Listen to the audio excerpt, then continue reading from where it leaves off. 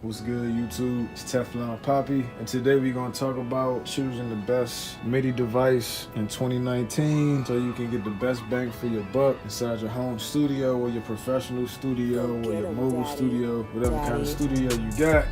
So first, I'm going to start off with everything that has keys on it. So the first controller keyboard that's my favorite is the Roland A49, and that's because of the size, and the keys are really good playable keys. So the A49 is compact and it has, playable size, but it's really not, on the go controller. And right here we have the Akai Mini. I really want to like this controller. I just don't like the keys. It's good to get ideas out, but the playability of the keys isn't super good. So, and the pads, you can't change the octave of the drum pads unless it's in like some type of drum pad VST. That's another thing I don't like. I mean, you can use these for the mixer, but it's only a few knobs. And something big like this, like the KeyStation 88, it has weighted keys, has a mixer on it. This is really good for live performances and people with real keyboard experience and keyboarders, so people who plan on getting into learning how to play the piano, because the keys are weighted and they're really sensitive,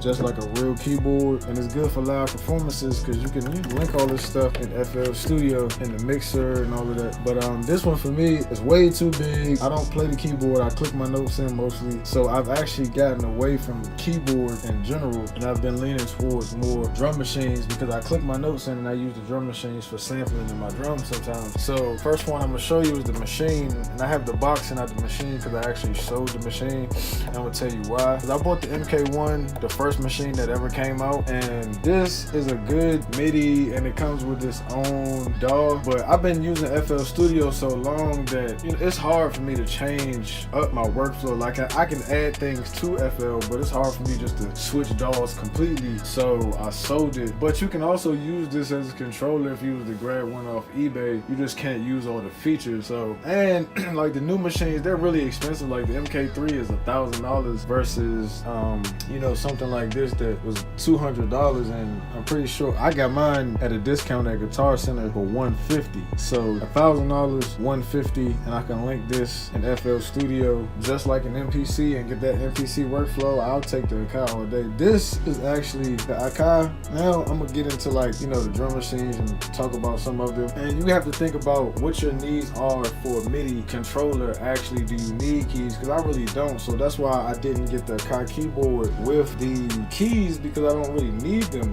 But I got the drum pad with the mixer instead of the one without the mixer, because I actually use the mixer, and this has 3 control banks for the mixer. So I have 4 times 3, 12. So I have 12 faders and knobs, because I actually do use the mixer, and I like the pads for sampling and finger drumming. The note repeat works inside of FL. All of these buttons work inside of FL Studio, so that's why this one is my favorite. I know some people are asking me, well, if you have the Akai Fire and FL Studio is your favorite DAW, you're never going to change, well, why wouldn't the Akai Fire be your favorite controller up here? And that's really just because of the pad size and the pad sensitivity of the MPD, man. Like these genuine MPC pads, it's nothing like them. Or what I'm saying, even like the machine has really nice pads versus like these are okay. I mean, but for finger drumming and sampling and trying to do stuff live and shoot videos, like this is way better. This, to me, this is my favorite MIDI ever. Not that expensive, and even if I was to get a keyboard, I still would get an Akai MPK 249 or whichever the newest one they have. Because a keyboard, it has 8 faders and knobs, 49 keys. That's all I really need, and it still has drum pads on it. They're not MPC, genuine MPC pads, but it still has nice drum pads on it. So I mean, I think Akai makes some really nice equipment, man. They even got they just came out with the Akai Force and all of that. And also you have to go over price points. So this was about $249. This was $200. This was $200, but I got it for $150. This was $100. The new MK3 is $1,000, and this was $400. When I first bought this, I'm trying to tell you, do your research on what you need. Think about what you need and actually know what you need, because for a long time before I really know how to use FL Studio, I didn't know how to work any of this. So I went and spent $400 on a keyboard, and I probably only used $80 bucks of it because I only played with the keys for real and the octave and maybe the modulation and the pitch bend a little bit, but that's really it. It took me years to figure that out. And now, you know, it's just sitting here collecting dust because I don't even need it. So you really got to go over price points, how many keys you need, because they even make keyboards smaller than this with no drum pads with just the keys, and that's about 69 bucks. If you have any questions or you want to see any tutorials or review videos on any of this equipment, just let me know what you want to see in the next video. So comment, like, subscribe, turn that notification button on so you don't miss a video. If you need beats, hit up TeflonPapi.com. If you need mixing and mastering, and be on the lookout for my lo-fi drum kit. And also, I'm coming out with a vinyl and loop. So also I'm coming out with the vinyl kit.